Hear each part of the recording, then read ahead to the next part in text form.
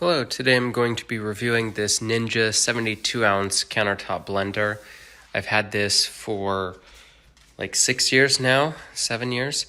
And so I'll go over the pros and cons of this as well as any secret tips that I've learned along the way. So first off, I'll actually demonstrate this in use, but you could see the back is really nice that it has this little thing here to store the cord away. So you don't just have this loose cord.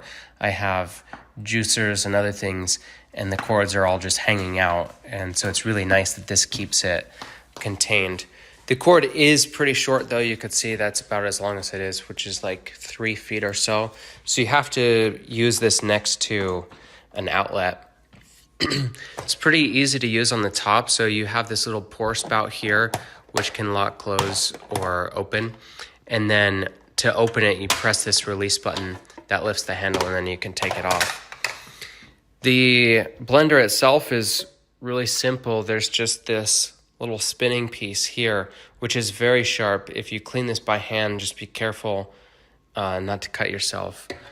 And then it has like the little star sign at the bottom, and that just goes right in there. So easy to fit. Once you drop it in, just give it a little twist to make sure that it's good. I like that it has ounces and cups on here so you can see how much you're making. And then obviously to turn it on, you press power. You can do pulse, low, medium, high. So I'm just gonna throw these things in real quick, and then I'll show you how it works. Okay, so I'm back. This isn't an official recipe or anything like that. I don't know how it's gonna end up tasting, but I added 8 ounces of the coconut milk, unsweetened, and then I added the strawberries and a banana. Now the banana I broke up into 3 pieces, and then the strawberries, some of them I left whole. So like this one right here, I left that one whole. But the bigger ones I did slice up just because it will blend faster if I do that. Whereas if I don't, there's a higher chance of chunks being in there. So what I'm going to do is I'm going to close the lip here just so we don't get any splatter. And then if I put that on here, you see it doesn't close. You have to actually lift this up to get it in and then push that all the way closed. The handle is really nice. I would say it's really good for grabbing this. All right, so I'm going to go ahead and turn it on. I'm going to just pulse a few times because I have the big chunks, and then I'll just turn it on low. This is kind of loud. Not to the point where you need headphones or anything like that, but if you have dogs or children that are affected by loud noises, then you probably want to move them out of the area before you do this.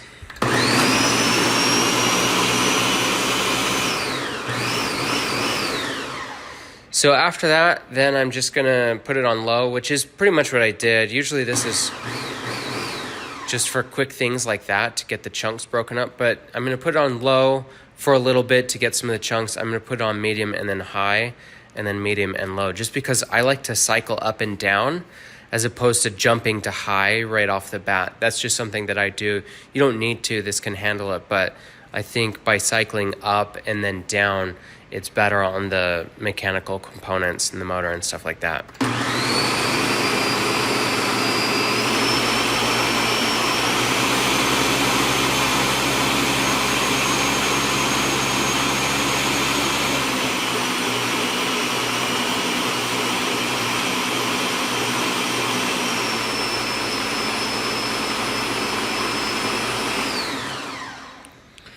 So there you go. You could see there are still some chunks in there, some seeds as well. That's kind of to be expected with a blender, right? Because the seeds and the chunks can't actually go anywhere. If that's something that you don't like, then you have to juice them first and then put the juice in here. But I don't mind the chunks. I think typically the rule is blend fruits, juice vegetables. But again, if you don't like the seeds or anything like that, you can always do that.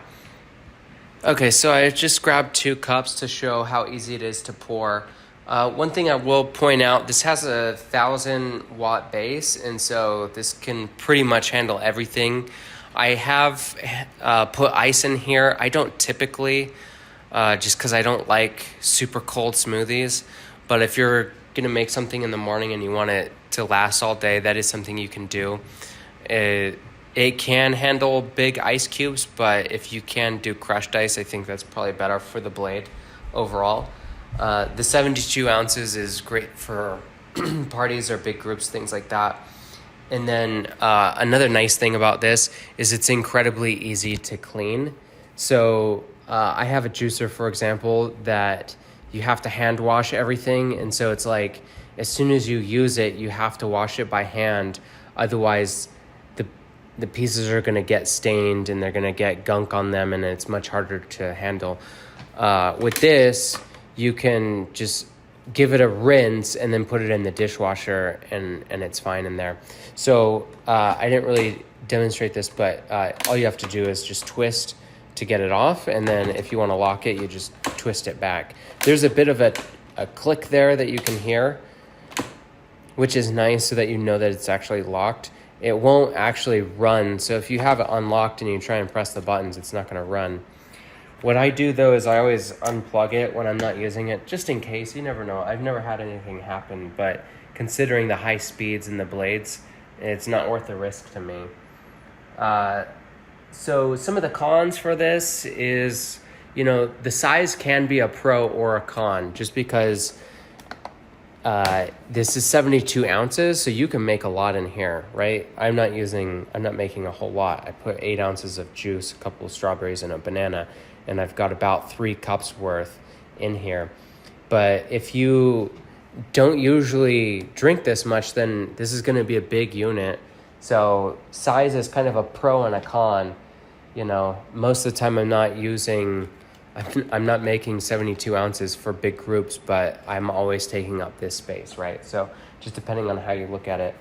Like I mentioned, it is kind of noisy. It's not the noisiest thing that I have, but if you have pets or animals, like I said, you might want to clear them out of the area before you use this.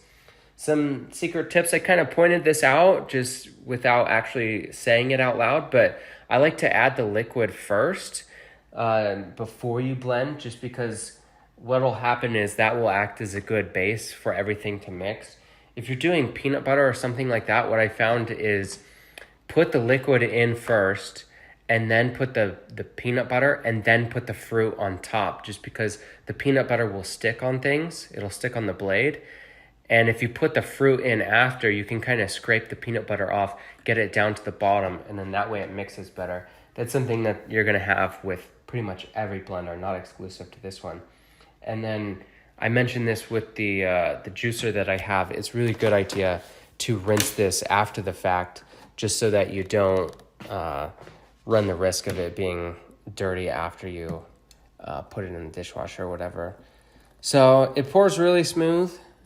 That's what I like about this, is it does have the pouring opening here. Sorry, it's kind of hard to show this with one hand. But overall, it's a really great blender. Like I said, I've had it for like 6 or 7 years now. I don't know how often I use it because I'll go through spurts, right? Usually in the summer, I'm really keen on making some smoothies for the hot day. But in the wintertime, I don't use it a whole lot. So I'd say it's gotten mixed usage throughout the seasons over the years. But overall, it's really good. I'll give that a try. Yep. It's pretty good. It's really thick.